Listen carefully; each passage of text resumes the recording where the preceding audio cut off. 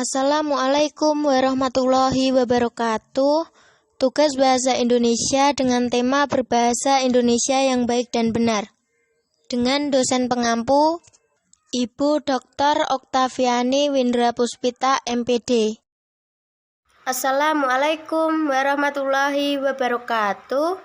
Perkenalkan, kami dari kelompok 2 dengan anggota saya sendiri Naswa Hidayah dengan NIM 21523151. Halo, perkenalkan nama saya Alda Filda Amima, NIM 2152310059. Halo, perkenalkan nama saya Sinta Rahmawati dengan NIM 2152310069. Perkenalkan, nama saya Inaya Salsabila Alatas dengan NIM 2152310066. Nama saya Apriliana Malika, NIM 251231065. Berbahasa Indonesia yang baik dan benar. Sesungguhnya, dalam ungkapan bahasa Indonesia yang baik dan benar, terkandung dua pengertian yang berkaitan satu sama lain. Yang pertama yaitu berbahasa Indonesia yang baik, dan yang kedua adalah berbahasa Indonesia yang benar. Yang pertama yaitu berbahasa Indonesia yang baik. Sebutan baik atau tepat di sini berkaitan dengan soal keserasian atau kesesuaian, yaitu serasi atau sesuai dengan situasi pemakai. Artinya, berbahasa Indonesia yang baik berarti menempatkan bahasa sesuai dengan situasi yang ada. Bismillahirrahmanirrahim. Kali ini saya akan menjelaskan mengenai berbahasa Indonesia yang benar. Yang kedua yaitu berbahasa Indonesia yang benar. Pengertian kedua berkaitan dengan istilah bahasa Indonesia yang benar. Sebutan benar atau betul di sini berhubungan dengan soal keserasian dengan kaidah. Penggunaan bahasa Indonesia yang benar adalah penggunaan bahasa Indonesia yang menaati kaidah tata bahasa. Maksud kata kaidah di sini adalah kaidah bahasa Indonesia baku atau yang dianggap baku. Maksudnya adalah bahasa yang telah distandardisasikan berdasarkan hukum berupa keputusan pejabat pemerintah atau sudah diterima berdasarkan kesepakatan umum yang wujudnya ada pada praktik pelajaran bahasa pada khalayak. Nah, sekarang kita masuk ke ciri-ciri ragam bahasa baku. Apa saja sih ciri-ciri ragam bahasa baku itu? Ciri-ciri ragam bahasa baku adalah sebagai berikut. Yang pertama yaitu penggunaan kaidah tata bahasa normatif, misalnya dengan penerapan pola kalimat yang baku.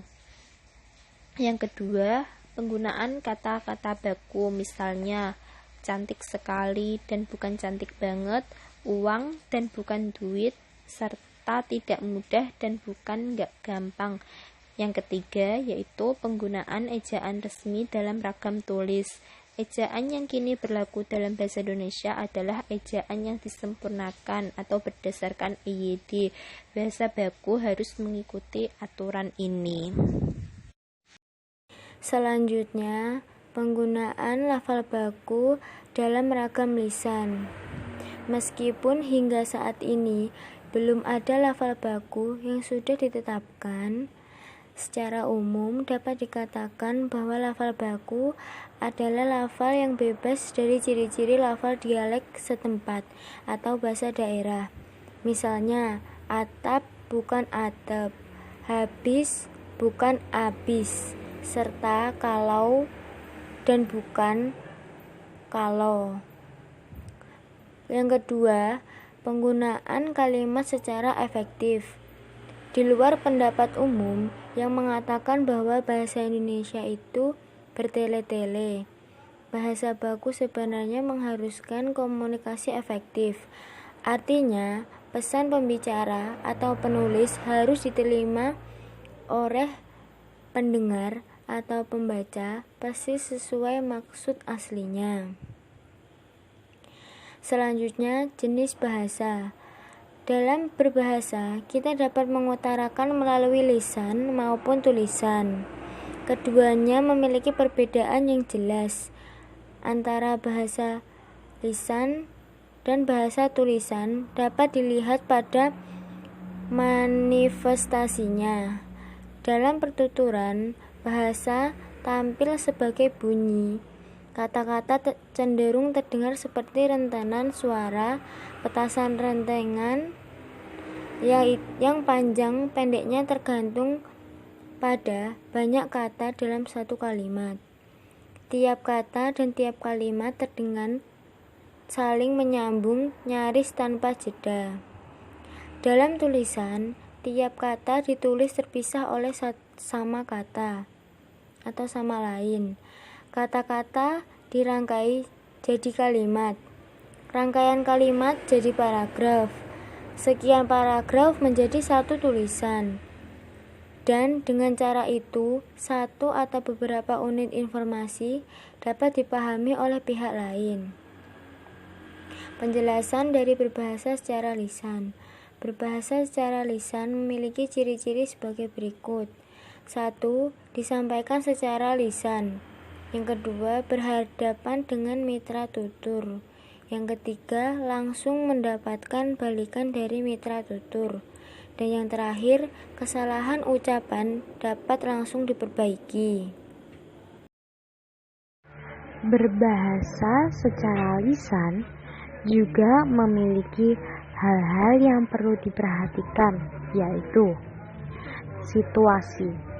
Kita perlu memperhatikan situasi di mana kita sedang berbicara. Apakah kita di situasi yang santai atau formal? Yang kedua, mitra tutur. Siapa yang akan kita ajak bicara?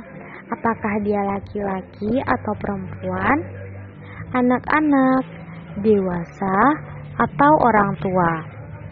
Kita juga perlu memperhatikan status dan jabatan seseorang ketika sedang berbicara. Dan yang terakhir yaitu pemilihan kata. Usahakan menggunakan kata yang berkonotasi baik, seperti kata meminta diganti dengan kata memohon, kata datang diganti dengan kata hadir, dan yang terakhir kata mau diganti dengan kata berkenan. Kedua, berbahasa secara tulisan. Berbahasa secara tulisan memiliki ciri-ciri sebagai berikut. Yang pertama, tidak memerlukan orang kedua atau teman bicara. Yang kedua, tidak tergantung kondisi, ruang, serta waktu. Yang ketiga, harus memperhatikan unsur gramatikal. Selanjutnya, berlangsung lambat. Lalu, selalu memakai alat bantu. Dan yang terakhir, kesalahan tidak dapat langsung dikoreksi. C. Fungsi bahasa. Bahasa memiliki fungsi yaitu sebagai alat komunikasi. Bahasa merupakan akibat yang lebih jauh dari ekspresi diri. Komunikasi tidak akan sempurna bila ekspresi diri kita tidak diterima atau dipahami. Penggunaan bahasa sebagai alat komunikasi memiliki tujuan tertentu, yaitu agar kita dipahami oleh orang lain. Jadi, dalam hal ini respon pendengar atau lawan komunikan yang menjadi perhatian utama kita. Bahasa alat komunikasi. Bahasa merupakan alat untuk merumuskan maksud kita. Dengan komunikasi, kita dapat menyampaikan semua yang kita rasakan, pikirkan, dan ketahui kepada orang lain. C. Fungsi bahasa. Dengan komunikasi, kita dapat mempelajari dan mewarisi semua yang pernah dicapai oleh nenek moyang kita dan apa yang telah dicapai oleh orang-orang sejaman kita. Bahasa sebagai sarana komunikasi mempunyai fungsi utama, yaitu menyampaikan pesan atau makna oleh seseorang kepada orang lain. Keterikatan dan keterkaitan bahasa dengan manusia menyebabkan bahasa tidak tetap dan selalu berubah seiring perubahan kegiatan manusia dalam kehidupannya di masyarakat. Berikut ini adalah contoh berbahasa Indonesia yang baik dan benar yang dibawakan oleh pembawa acara berita. Assalamualaikum warahmatullahi wabarakatuh. Selamat pagi pemirsa. Seperti yang telah diketahui bahwa hujan deras telah mengguyur wilayah Jakarta dan sekitarnya semalam. Curah hujan yang tinggi membuat wilayah yang rawan dari banjir terkena banjir. Salah satu wilayah yang rawan dari banjir adalah Karet Semanggi, yang saat ini tinggi airnya mencapai tinggi dada orang dewasa. Saat ini belum ada laporan korban jiwa terkait bencana ini, dan beberapa warga masih ada yang belum dievakuasi. Korban yang telah dievakuasi sudah mendapatkan bantuan dari pemerintah berupa pakaian, makanan, minuman, hingga obat-obatan. Berdasarkan data statistik wilayah tersebut, banjir kali ini adalah banjir terparah. Informasi terkait banjir ini akan terus diupdate. Saya Inayah. Saya Aprilia, melaporkan dari studio. Wassalamualaikum warahmatullahi wabarakatuh. Cukup sekian presentasi dari kelompok kami. Apabila ada kesalahan kata, kami mohon maaf yang sebesar-besarnya. Undur makola, walatandur mankola. Wallahumma fiq ila aqwamit thoriq. Wassalamualaikum warahmatullahi wabarakatuh.